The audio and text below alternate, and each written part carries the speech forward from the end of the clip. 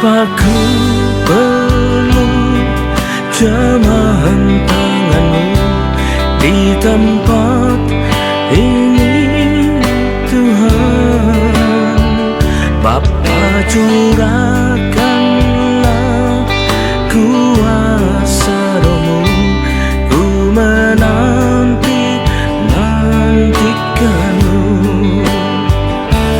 Bapa, ku jamahan tanganmu di tempat ini, Tuhan. Bapa, curahkanlah kuasa Roh-Mu, ku nantikanmu. Tuhan,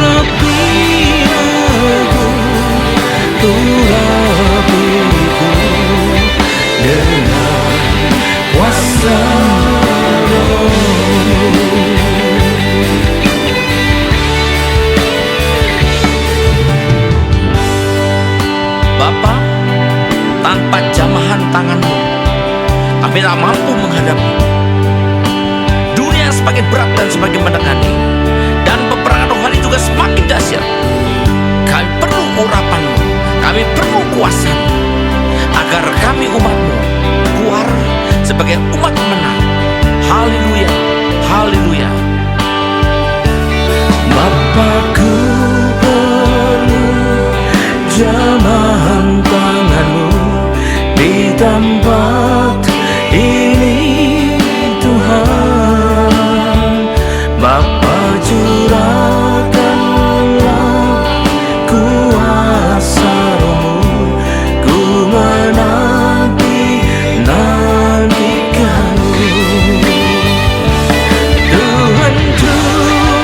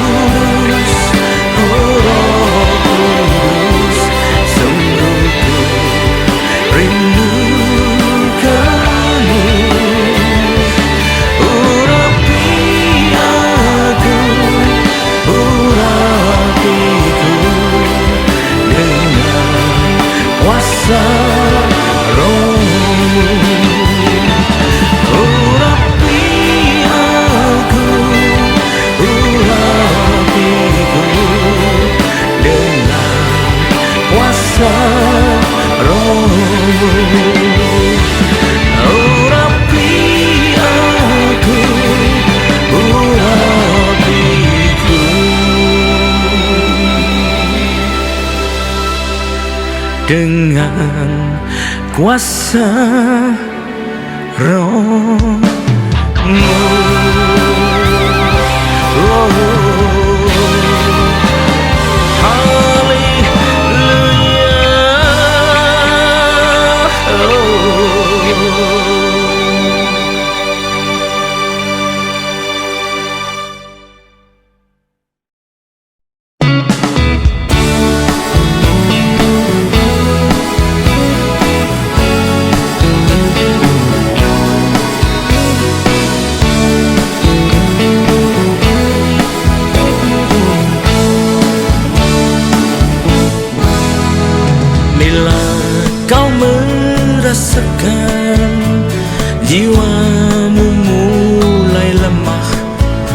berserulah kepada Tuhan, Dia akan beri kekuatan.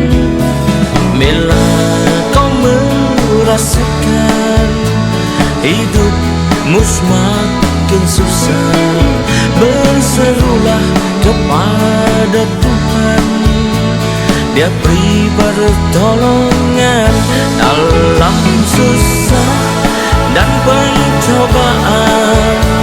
Dunia serasa menekan, lari tanpa tujuan, tiada kelepasan. Bertelutlah di kaki Tuhan, Dia tak pernah tinggalkan. Yesuslah yang melakukan dan beri kemenangan.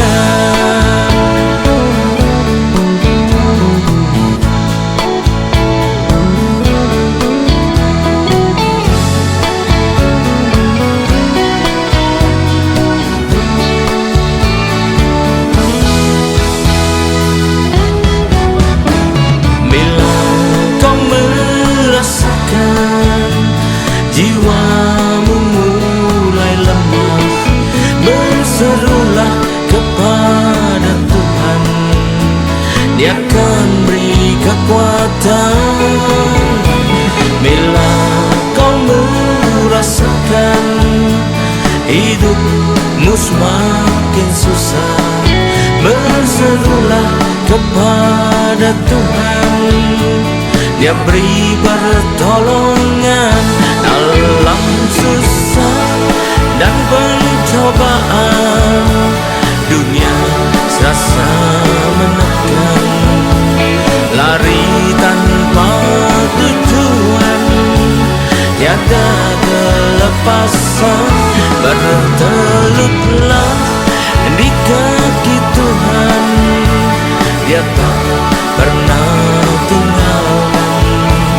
Yesuslah yang melakukan dan beri kemenangan dalam susah dan pencobaan. Dunia serasa menekan, lari tanpa tujuan, tiada kelepasan. Bertelutlah di kaki Tuhan, Dia tak pernah tinggalkan. Yesuslah yang melakukan dan beri kemenangan. Yesuslah yang melakukan dan beri kemenangan. Yesuslah yang melakukan dan beri kemenangan.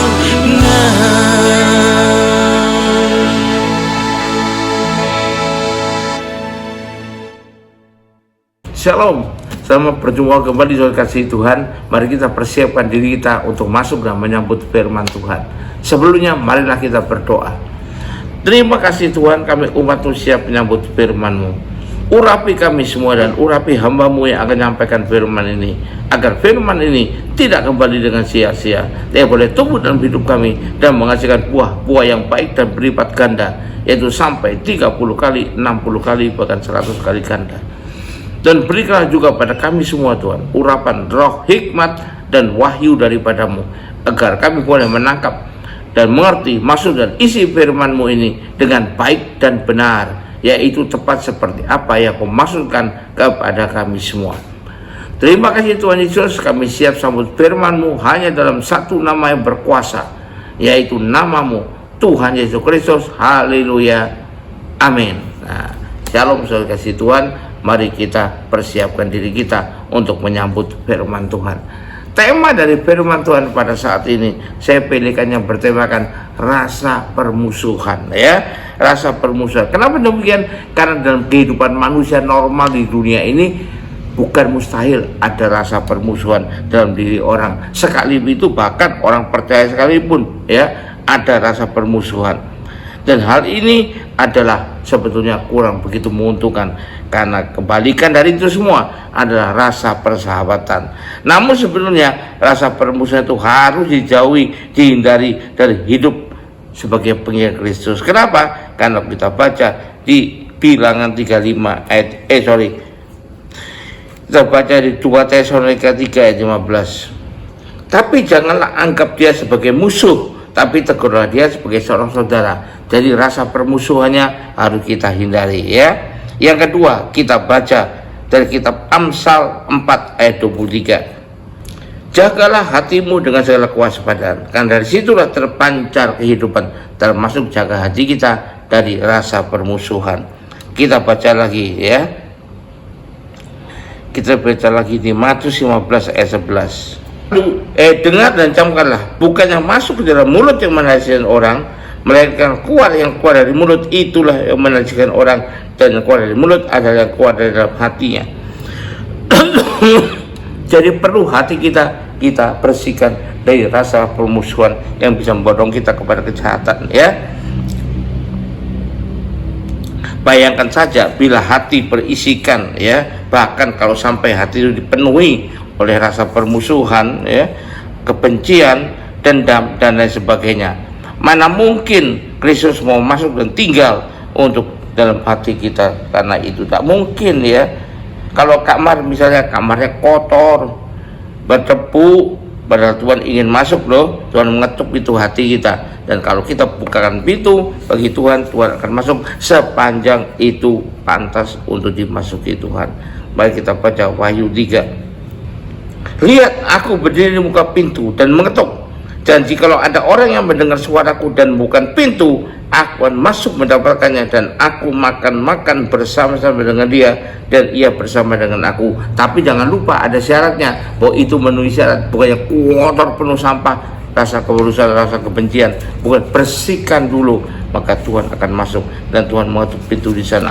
Dan kalau kita merespon dengan baik, bukakan pintunya, maka dia akan masuk bersama kita, tinggal bersama kita, makan bersama kita. Karena itu, kenapa kita harus bersihkan? Karena itu biasanya, umumnya, kecenderungannya bisa menjadi pemicu atau awal dari kejahatan lain yang lebih besar, ya. Hati-hati. Mari kita lihat 1 Yohanes 4 ayat 20. Jikalau seorang berkata, aku mengasihi Allah, dan ia membenci saudaranya, punya rasa permusuhan, maka adalah pendusta. Karena barang siapa tidak mengasihi saudara yang dilihatnya, tidak mungkin mengasihi Allah. Ya, dari awal daripada segala kejahatan yang lain, pemicu daripada kejahatan yang lainnya, ya, yang lebih besar. Ya, kita lihat lagi 1 Yohanes 3 ayat 15. Setiap orang yang membenci saudaranya adalah seorang pembunuh manusia, dan kamu tahu bahwa tidak seorang pembunuh yang memiliki hidup yang kekal di dalam dirinya. Nah, ini Tuhan jelaskan dengan jelas, ya. Terakhir kita baca lagi di Titus, surat Titus pasal 3 ayat 3. Titus pasal 3 ayat 3. Karena dahulu kita juga hidup dalam kejahilan, tidak taat, sesat, menjadi hamba berbagai nafsu, dan keinginan hidup dalam kejahatan dan kedengkian, keji, saling membenci, rasa permusuhan. Itu ada dulu waktu kita belum mengenal Kristus, ya, harus kita tinggalkan. Karena bila sudah ada rasa permusuhan, maka pikiran dan tindakan perasaan kita, juga keputusan yang akan kita ambil, itu sangat terpengaruh olehnya, ya, bisa memancing kita, bisa mendorong kita bahwa kita dalam kecenderungan untuk berbuat dosa, jatuh dalam dosa yang lebih besar lagi, ya. Karena itu buanglah itu semua. Orang lain bisa saja musuh kita, tapi bila kita taat mengikuti dalam firman Tuhan, maka pembelaannya akan bisa kita nikmati, akan bisa kita rasakan, yaitu perlindungannya, ya, Allah yang bela kita. Itu yang kedua.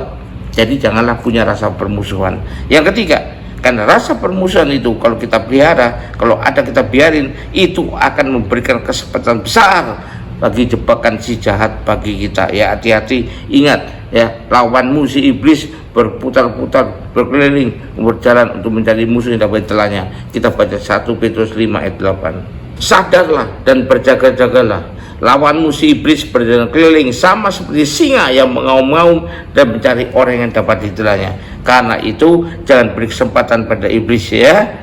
Jangan beri peluang bagi iblis, jangan beri buka celah buat iblis. Tutuplah, jauhkanlah rasa permusuhan dalam diri kita, ya. Kalau kita bilang rasa permusuhan itu wajar, iya wajar juga kalau si iblis kemudian masuk dan bercokol dalam kehidupan orang yang demikian, ya. Dan itu berarti kita belum sungguh-sungguh di dalam Tuhan. Iblis mengetahuinya loh, ya, dan dia merasa mendapat peluang emas untuk menghancurkan, mengecoh kita dalam jebakannya, untuk lebih lanjut lagi menjatuhkan kita dalam dosa yang lain lagi. Itu yang ketiga.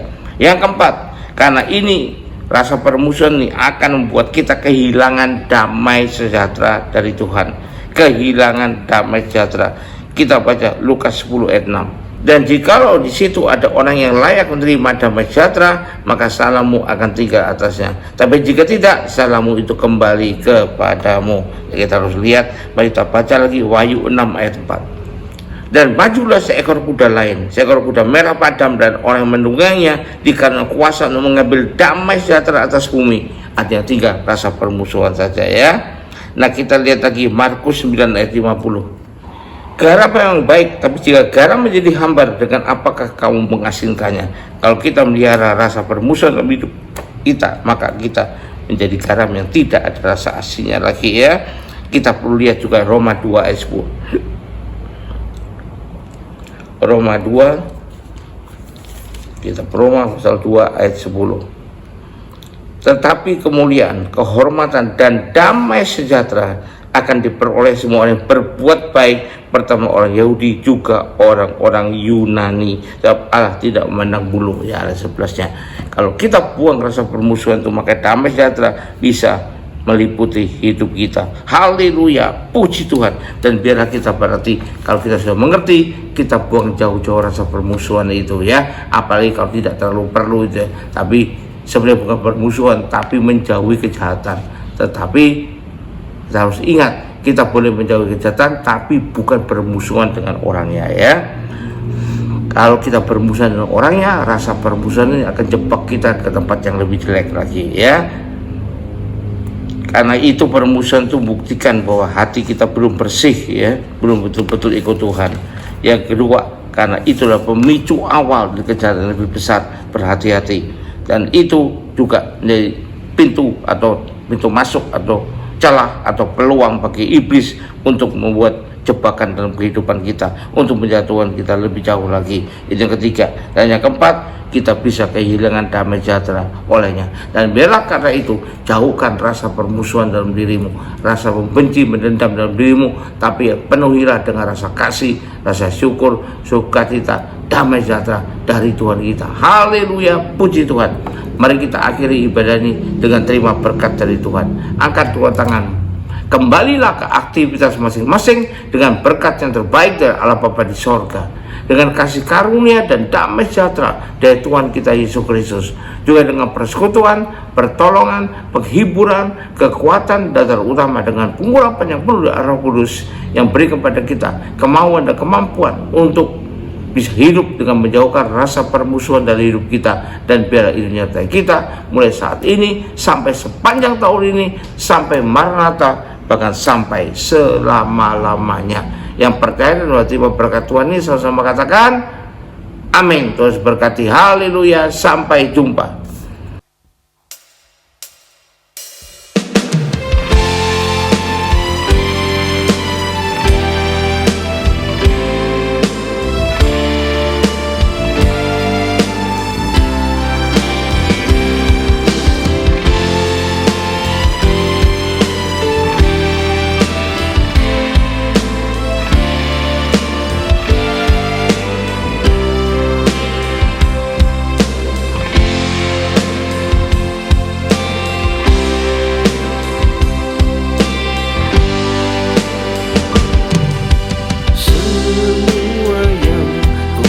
Persembahkan